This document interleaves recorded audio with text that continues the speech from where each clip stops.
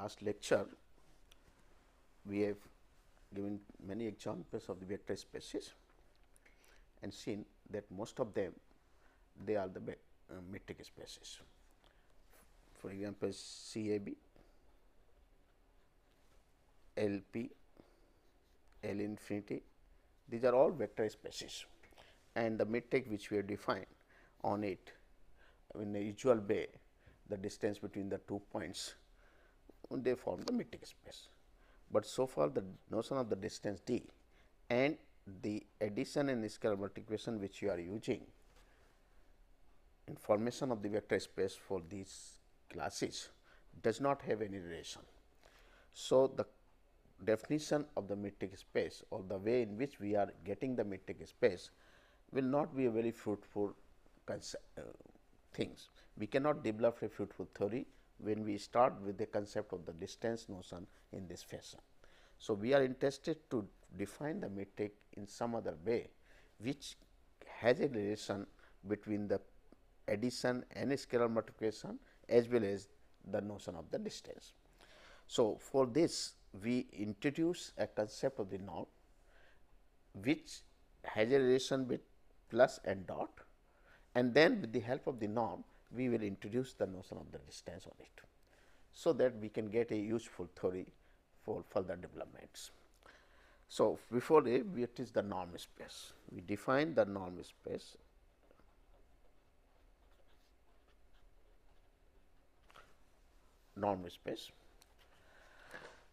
A norm space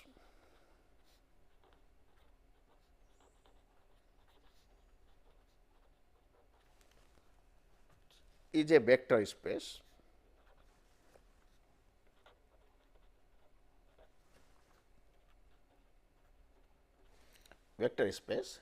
with a norm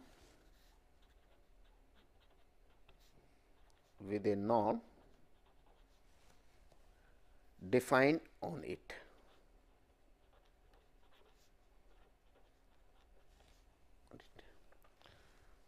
A Banach space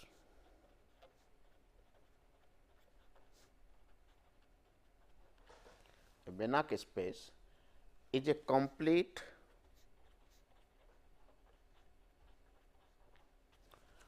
normed space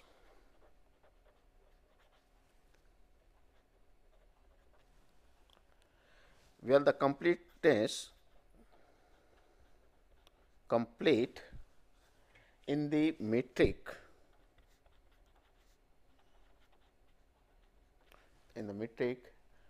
introduced or defined by norm.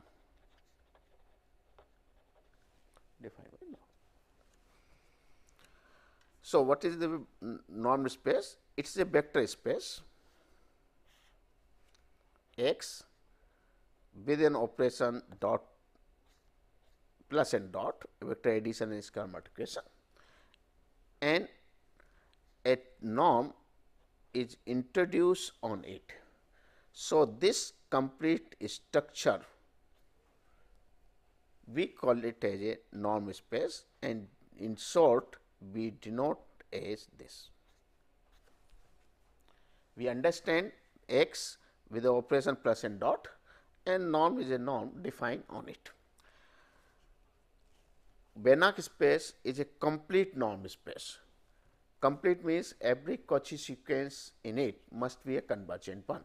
So, when you say Cauchy sequence converges, it converges in the norm of X, all in the metric introduced with the help of norm on it. Clear? So, this involves the concept of norm first. Vector space we have already introduced. Now, what is this norm? We define the norm as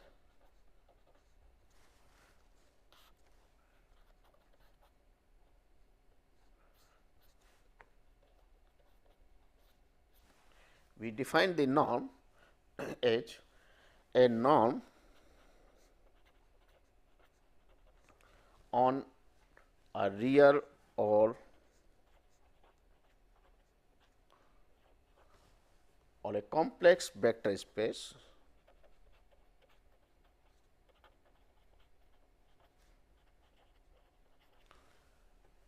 capital X on a real or complex vector space capital X is a real valued function on X whose value at an X belonging to capital X is denoted by norm of X,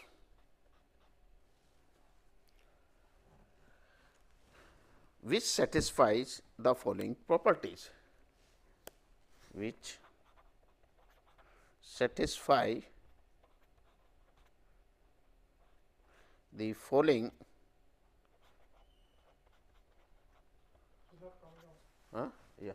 which satisfies following properties.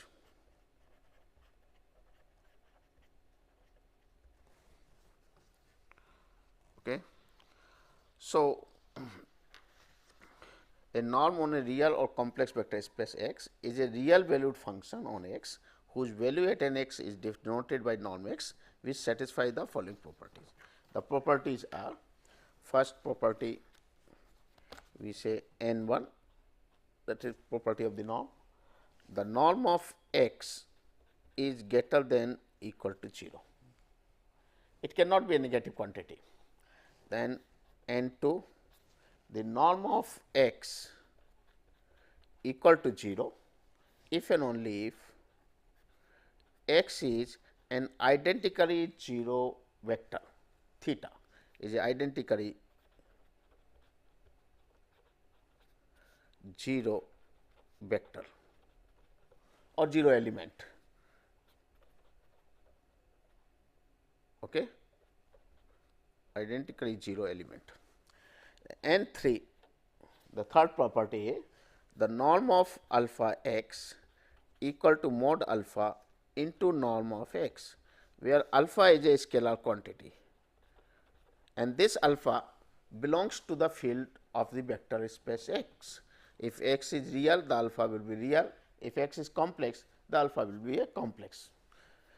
And last property is the norm of x plus y is less than equal to norm x plus norm y. X plus y is norm. So, if these four properties are satisfied, then we say this now X with the norm is a norm space. Then, so then X with this is a norm space. Okay.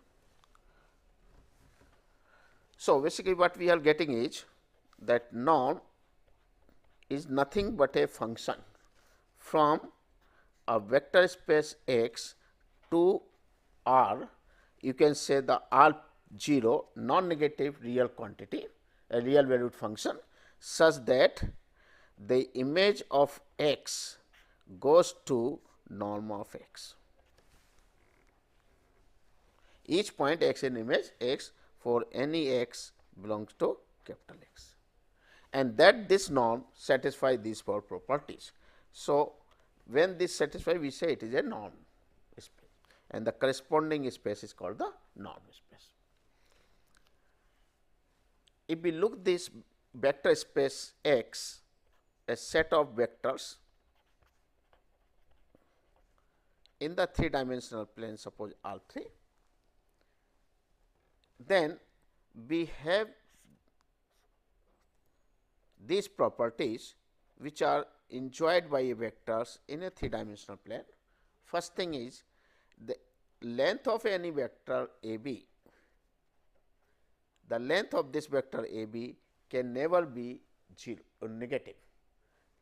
Length of the vector can never be negative. So, if I denote the length of the vector a b as x mod of x, this is the length of the vector AB, then this length can never be a negative. It means it is always be greater than 0 or at the most 0 when B coincide with A, that is the way x becomes 0.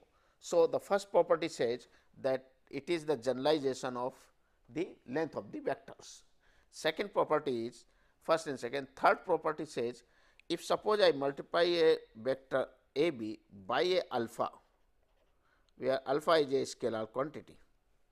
So, mod of if alpha is less than 1, then it will reduce alpha is greater than 1 or mod alpha is greater than 1 less than 1. So, accordingly it has a length is changing. So, what the effect? It will affect the mod of alpha into the length of the vector. Then third property says that the sum of any two sides of a vector in a triangle can never be less than the third side.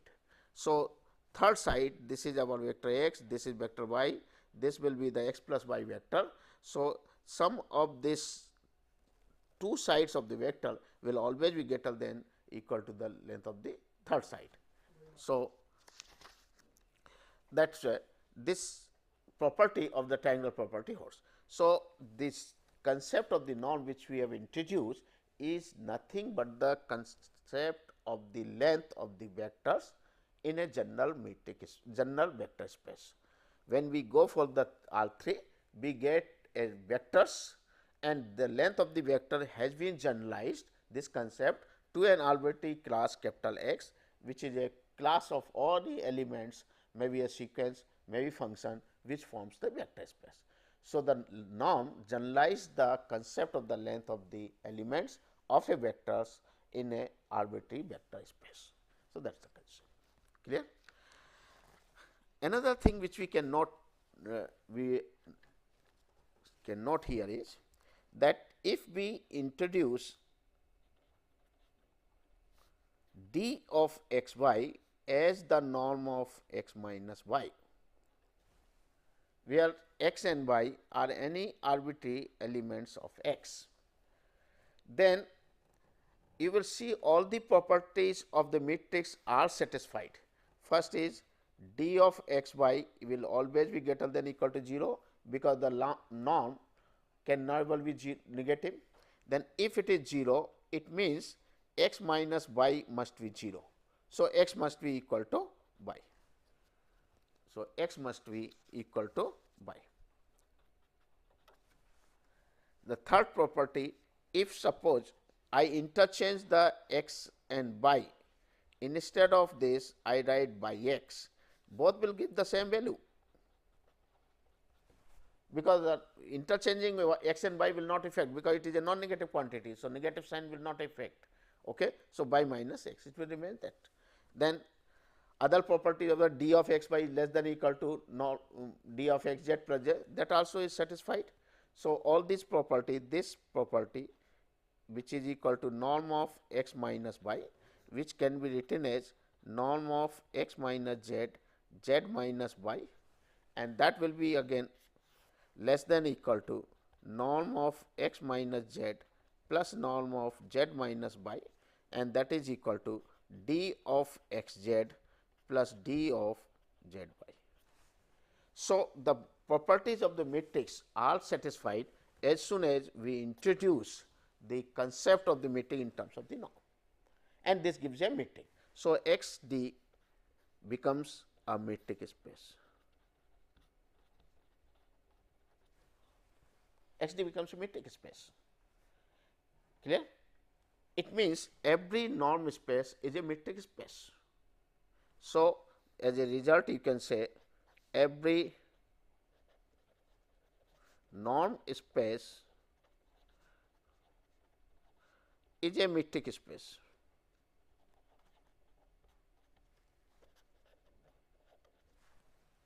Every norm space is a matrix space. Clear? Because whenever you take norm, it can be converted into a matrix. Okay. But converse need not be true, but converse need not be true. In general, that is all the metric spaces may not be a norm space. For example, if we consider the class S, the set of all sequences, bounded or unbounded sequences, bounded or unbounded sequences of real or complex numbers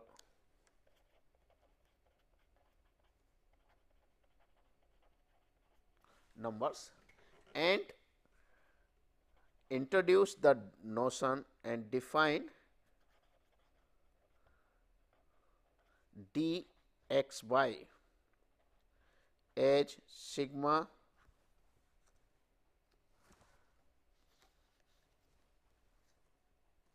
one by 2 I is 1 to infinity mod of x I minus by I over 1 plus mod x I minus by I, where x is x I is 1 to infinity belongs to capital X, y which is y I is 1 to infinity belongs to capital X. Okay. So, if we look this metric D, then we have already seen that this forms a metric space, that S D will be a metric space.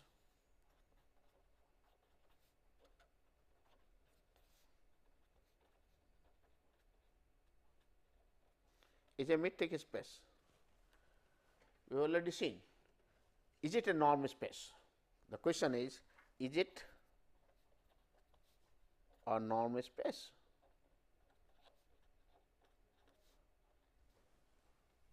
Okay. The answer is no.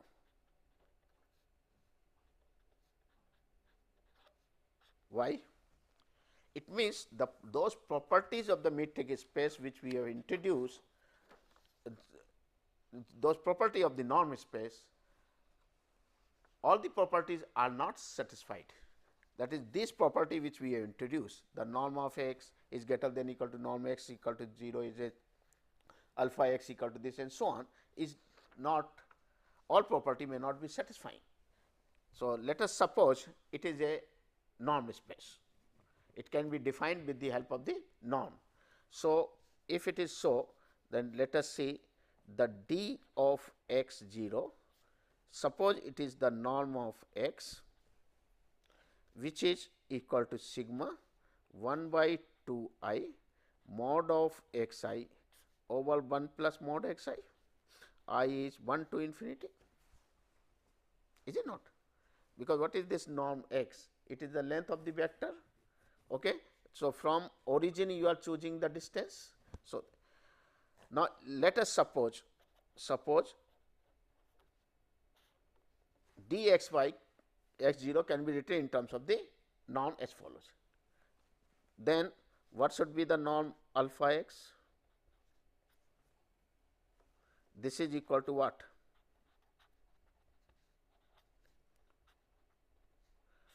Mod alpha x I, alpha x I. Now, can you take alpha outside from here? If I take alpha outside, it is not possible. It cannot be, this cannot be equal to mod alpha into sigma of this.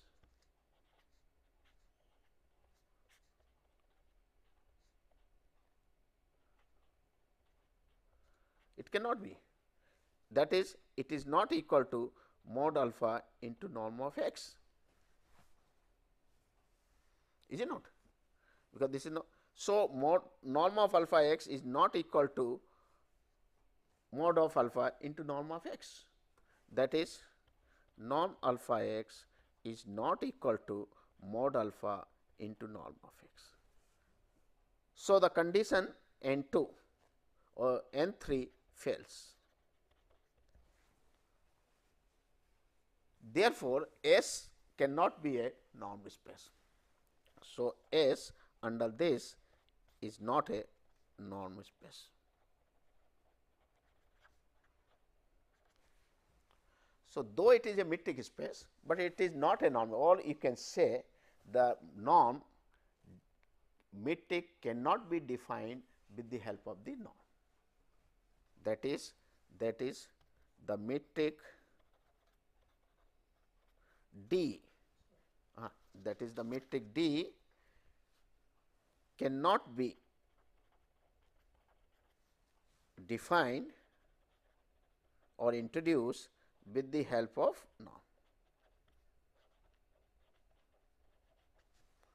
norm as norm in the form norm, that is all.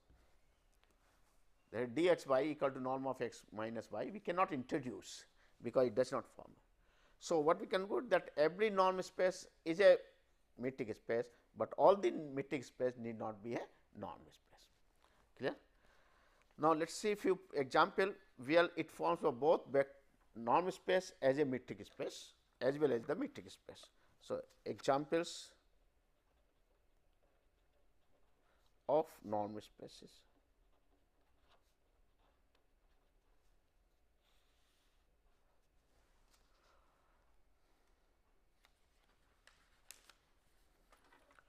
So, first example, a Euclidean space,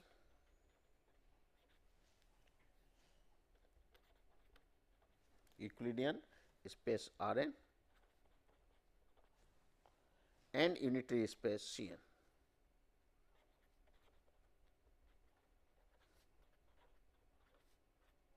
C n.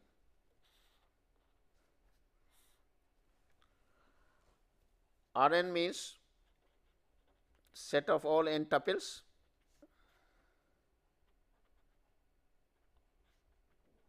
one to n, where xi's are real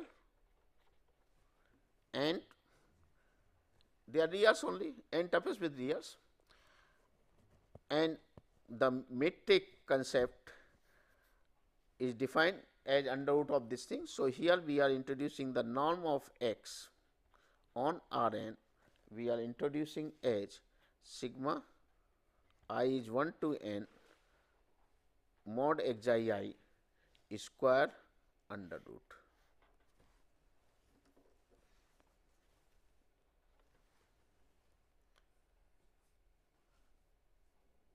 Okay. R n is the set of all n tuples xi 1, xi 2, xi n, where xi's are real, and for each x belongs to R n, we introduce the norm as follows. Now, it satisfies all the condition of norms, that as because we have verified for the metric, and this metric D on R n can be defined as under root sigma I is 1 to n mod xi I minus eta I whole square, that is all. Okay. And that is the metric. So, R n with this norm is a norm space,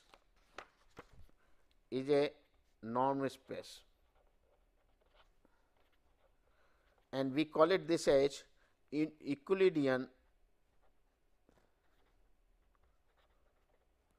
space, Euclidean norm space. Then C n is the set of all x, say eta I, okay, eta I, such that I is 1 to n, where eta i's are complex number, they belongs to the complex set C, they are complex numbers. Okay. And introduce on this the norm of x R n h sigma I is 1 to n mod of eta I square under root. Okay. Their eta i's are complex number. Complex eta I are complex numbers. Eta i's are complex number C. But that x, norm x, it is defined on Cn. Oh, this is Cn. This is Cn. Okay. Now, if we look these two, actually the difference between this norm of x and r can be written also. There is no point of writing the modulus here. You can write it this in this form. This can be, in fact, should be written like this, under root sigma I is 1 to n xi square, that is all. Why? Because they are real. So, xi square will be positive and we get, but here we have to use this mod sign, because they are complex numbers. So, mod of eta I must be real. So, this basically we can write this one, all mod xi, there is no difference with, but here you have to strictly use the mod absolute value of this complex numbers, okay, and then make the square. So, it forms the clear. Now, as a particular case, when you take R n equal to 3, then it becomes the vector space. So, when n is equal to 3, then the R 3 is the set of those point x, xi 1, xi 2, xi 3, such that xi's are real and the length of this mod x is under root xi 1 square, xi 2 square plus xi 3 square, and that is the length of the vector of vector x in the 3-dimensional plane, and which is nothing but norm of x. Okay. So, in particular we are getting the length, clear. Now, they form the norm space. Is it okay? Then we another examples.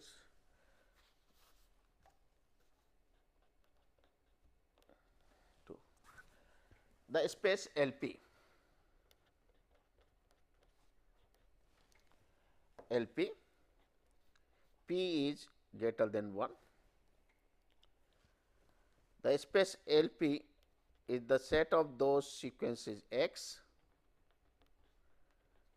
xi's are real or complex number R or C, such that sigma I is 1 to infinity mod xi power p is finite. Okay. And then introduce the norm x LP as sigma I is 1 to infinity mod xi power p raised to the power 1 by p. So, it will form the norm space LP. It can be easy to verify that this forms a norm space.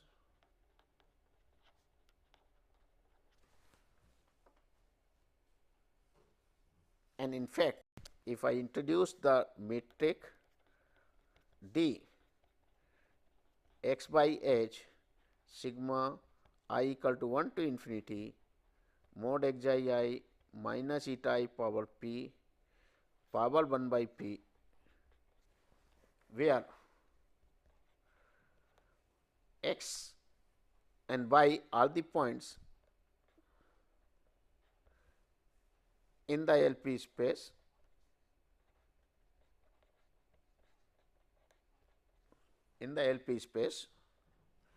then this forms a metric.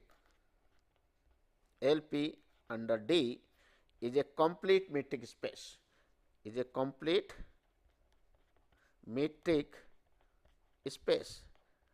Hence, LP with this norm is a Banach space.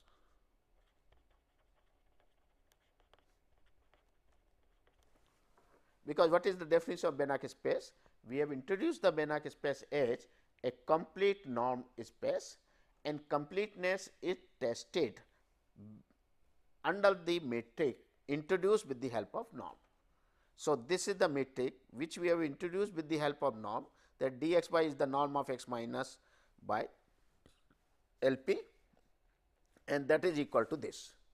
So, this way, because this is nothing but, if we take this part, it is nothing but this is equal to norm of x minus by LP, is it not? So, d of x by is defined in terms of norm, and with this metric it forms a complete metric space.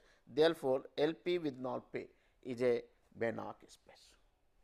Similarly, now here you see the elements are not vectors, are not, they are the infinite sequences.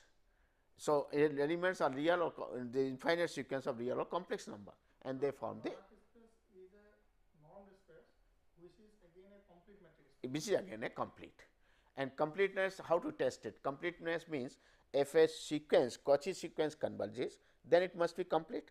So, when you say the Cauchy sequence converges, it means the converge to a certain point. So, slowly the distance between x and x keep on changing and reducing to 0. So, notion of the distance is important when you test for the convergence of the sequence, whether Cauchy sequence also. So, that notion of the distance is introduced with the help of norm. So, a space which is a norm space, if a Cauchy sequence, every Cauchy sequence also converges in the metric introduced with the help of norm, then such a space we call it as a Banach space. Clear? A complete norm space. Okay. So, this is LP is one of them. Now, another example is L infinity. L infinity space, the set of all bounded sequences.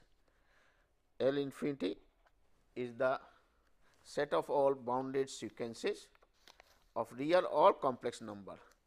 Set of all sequences x, xi, I is 1 to infinity, where xi's are real or complex, and such that the supremum of this thing I is finite, that is set of all bounded sequences of real or complex numbers, and on it if we introduce the concept of the norm as the supremum of mod xi I over I, then this L infinity under this norm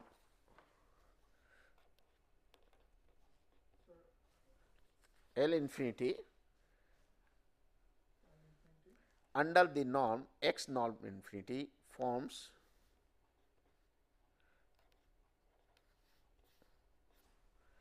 this one.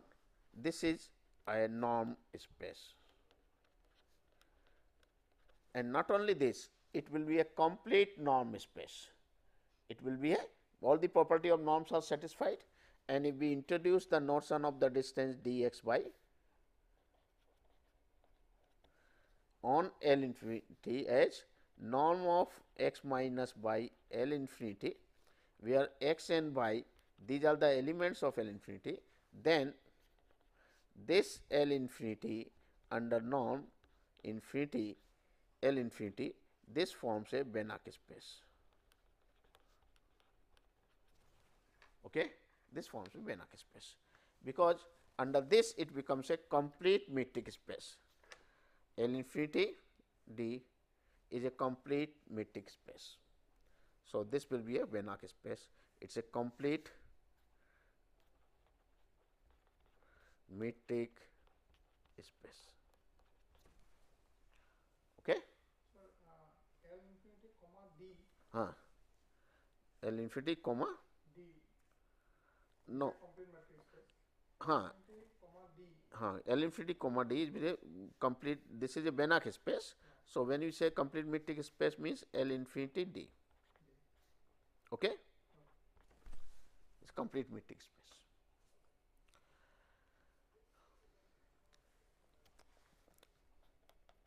Next is CAB, set of all continuous functions, set of all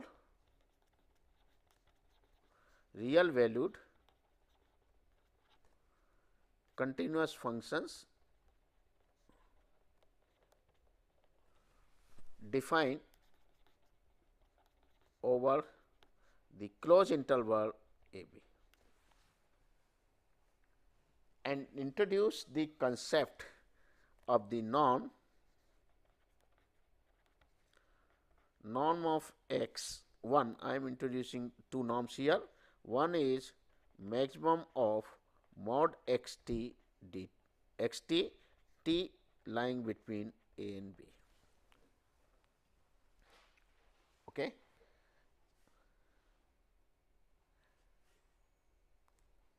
Another way, I am introducing norm of x 2 as integral a to b mod of x t dt,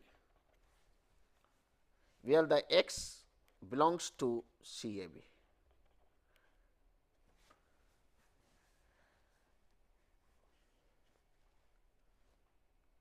Okay. Now, both these forms a norm, CAB under this and CAB under this are norm spaces.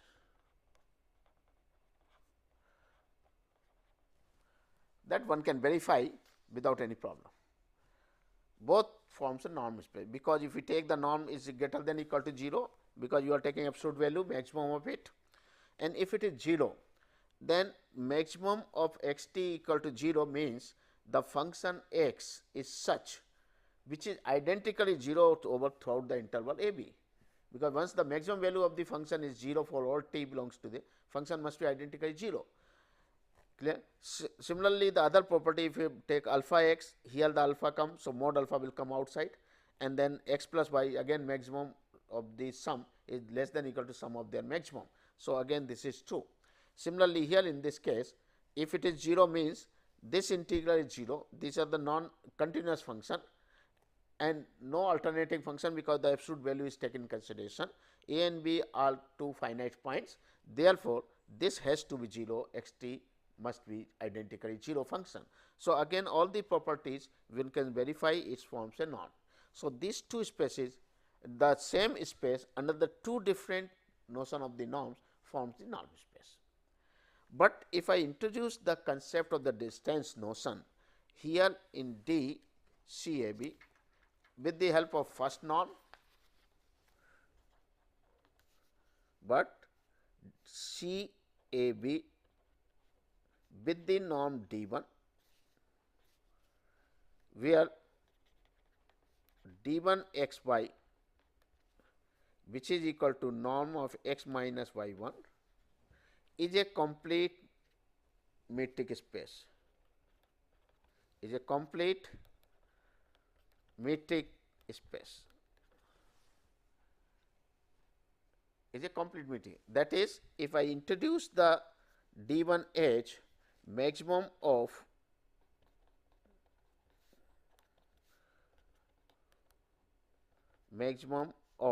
mod x t minus by t, t ranges over a and b, then under this metric it forms a complete metric space. Hence, CAB under the norm 1 is a Banach space.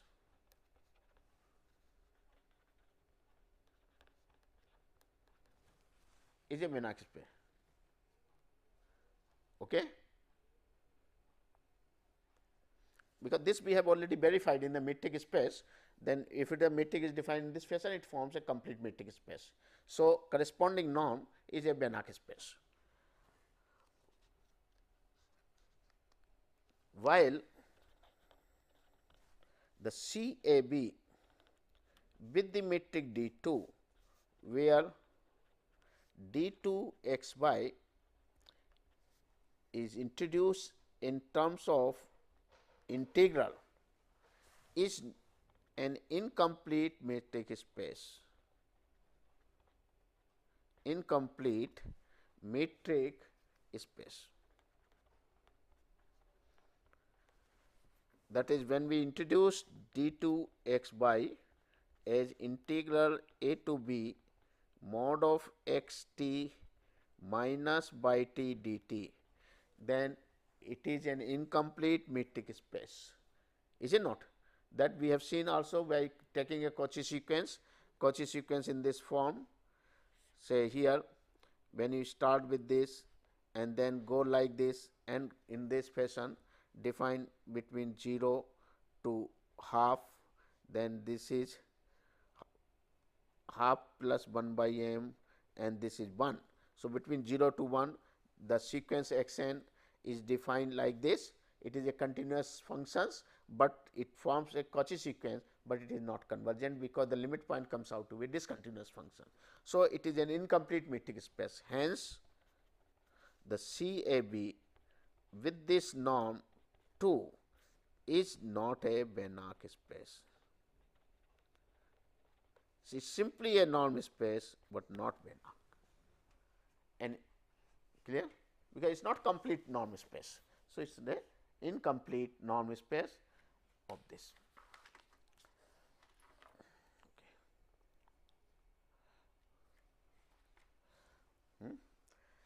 Similarly, we can see other properties, other examples also. So, this will be so many things are there, so many examples one can say which forms the metric space as well as the norm space, and there are examples which forms only the metric space, but not the norm space. One of them is S, that we have seen. Now, this will be again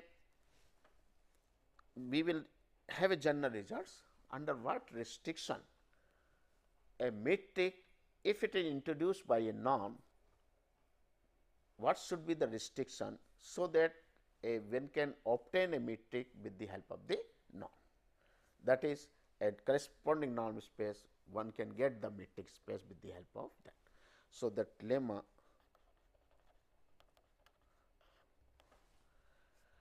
a metric D,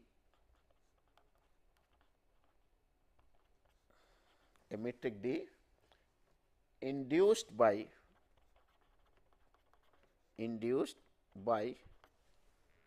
a norm on a normed space,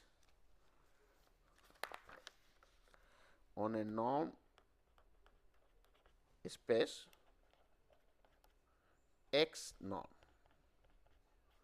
on a norm space X norm satisfies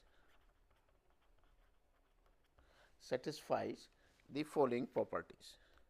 Satisfy number 1, d of x plus z comma y plus z equal to d of x y. Second one is d of alpha x comma alpha y equal to mod of alpha d of x y for all x by z belongs to capital X and alpha is a scalar quantity. So, what this lemma suggests that if you wanted to test whether the given metric can be introduced with the help of norm, these two conditions must be satisfied. If any one of the condition fails, it means the metric D cannot be introduced with the help of the norm, cannot be induced by the norm. In the earlier case, when we have seen this metric, which we have S of Yeah. If we look this metric which we have defined d of x by equal to 1 upon 2 I mod of x I minus y over 1 plus I, we have seen that this is a metric, but not a norm. It means that condition which we have introduced, both the condition may not be satisfying. Say example, if I take second condition introduce here. So, what will be the d of alpha x alpha y? What is this? This condition is says sigma I is 1 to infinity 1 by 2 I, and then mod of alpha x I minus by I divided by 1 plus mod alpha x I minus by I, is it not? This will be. So, can you take alpha outside? You cannot take alpha outside, because as soon as you take alpha, this is 1 plus alpha. So, you cannot take mod alpha outside. It means the condition second y is not satisfying. So, this shows that if any one of the condition fails, then the corresponding metric cannot be induced by the norm. Let us see why it is so. The proof of this lemma is very simple. If a metric D is induced by the norm, then d of x by will be written as norm of x minus by, is it not? If the metric D is induced, if metric D is induced by a norm, then one can express dx by as norm of x minus by. So, what will be the d of alpha x plus z comma by plus z? Is it not the same as norm of x plus z minus by minus z? But z gets cancelled, and finally, you are getting x minus by, which is equal to d of x by. Clear? Second part. So, first is to second, if d of alpha x alpha y, then this will be equal to norm of alpha x minus alpha y.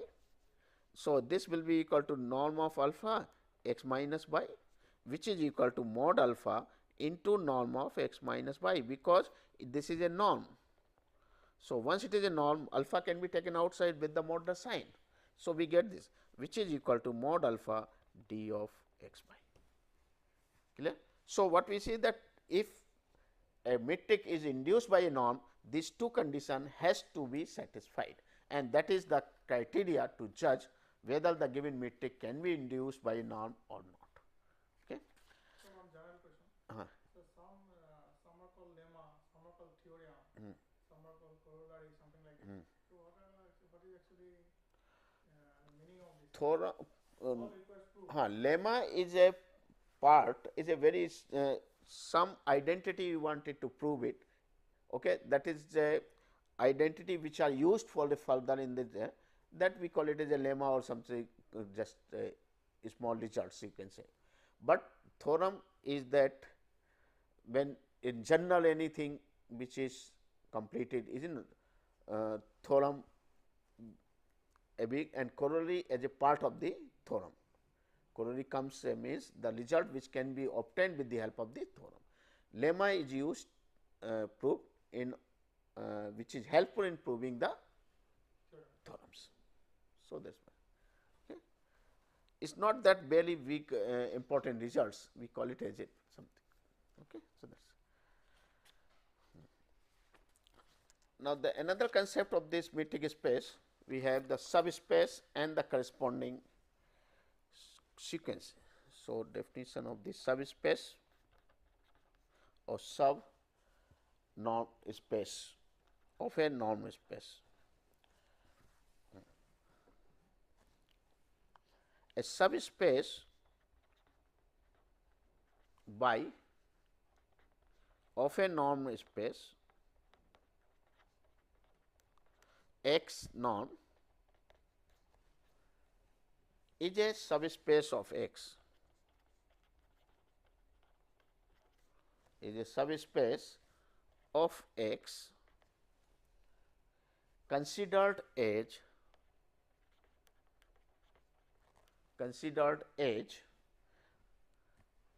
a vector space.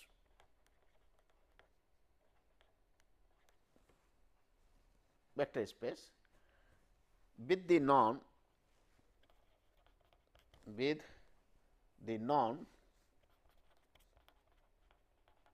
obtained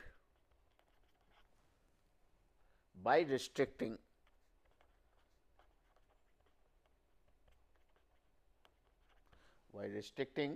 the norm on X,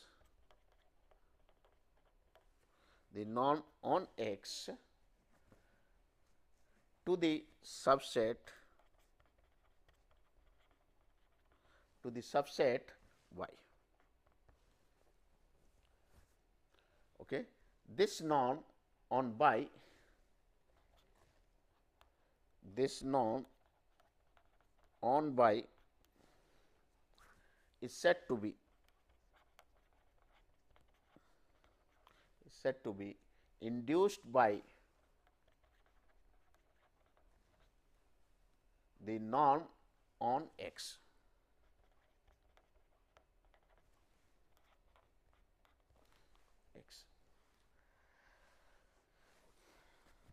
The subspace of a mean, if X be a vector space,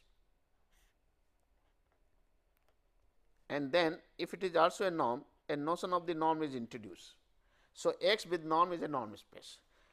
A Y which is a non-empty subset of X, this will form a norm space, a subspace of a norm space if the Y with addition and multiplication forms a vector space, that is Y must be a subspace of X, and the restriction of norm on Y of the norm of X, when it restrict on Y, then this restriction under this Y must be a norm space. That is, this norm must be the restriction of the norm of X on Y. Clear? This is the norm of X on Y. So, we are denoting norm Y. Clear? So, in this norm it is a norm space, it is a subspace, then we got. Then how to define the subspace of a Banach space? Subspace of a Banach space means it should be simply a subspace of that space. It need not be, if X is complete, Y need not be a complete space. Okay? So, subspace of a Banach space we mean is simply a subspace of X considered as a norm space. Okay? So, subspace of a Banach space is subspace of a Banach space X is a subspace only considered as a subspace of X considered as a norm space, not a Banach space. Okay? So, this is important. Clear? Means that concept should not be in mind, that because we are taking the subspace of a Banach space, so subspace should also be a Banach space. Not so. It simply must be a norm subspace, that is all. If in addition it is also a Banach space, that is different matter. Suppose it is a closed, Y is a closed subspace of a Banach space, then it has to be a Banach also. Clear? But the condition in defining the subspace of a norm space, the completeness is not required. Okay? So, okay. Thank you. Thanks.